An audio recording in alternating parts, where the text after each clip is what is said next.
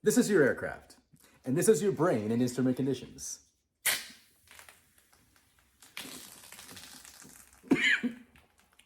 Cheers. Einstein argued that in a windowless elevator, a person cannot tell if the elevator is at rest in a gravitational field or being hauled up with constant acceleration. Well, how about a windowless aircraft? Without visual cues and a coordinated 1G turn, how can we be sure of our orientation with the planet? Maybe you think about feeling a turn, like in your car, being pulled in or out of the turn. But we can accomplish the same sensation simply by flying uncoordinated. What we have learned is that if you put humans in an aluminum can, remove visual cues, and shake them around, we are very easily susceptible to spatial disorientation. Let's talk about how we perceive the universe. Of all of our senses, yikes, our vision is most important to flight. Our eyes function like a camera. Its structure includes the aperture, a lens, a mechanism for focusing, and a surface for registering images. The eyes are supplemented by our vestibular and somatosensory systems. The somatosensory system includes our skin, muscles, and joints that, along with hearing, gives us a sense of our position based on gravity, feeling, and sound. The vestibular system includes organs inside our inner ear that sense position by the way we are balanced.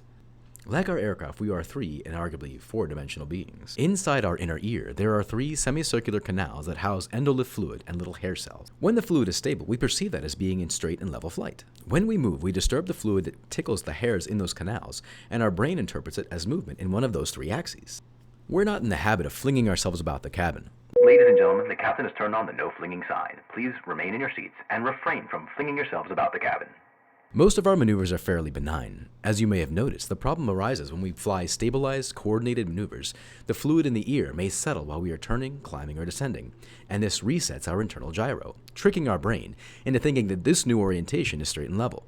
This is called spatial disorientation, or in Army terms, being lost in the sauce. Some types of spatial D include the feeling of tumbling backwards, or inversion illusion.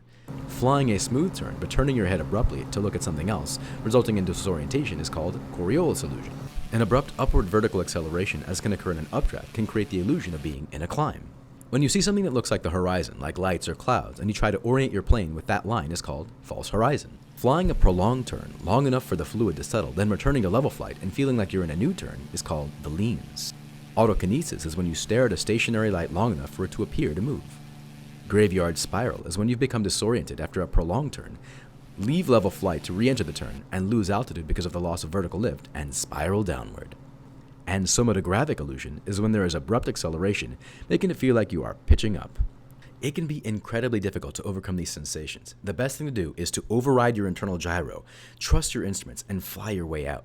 How do we do that? Well, this video here shows you what to do in the event of an unusual attitude.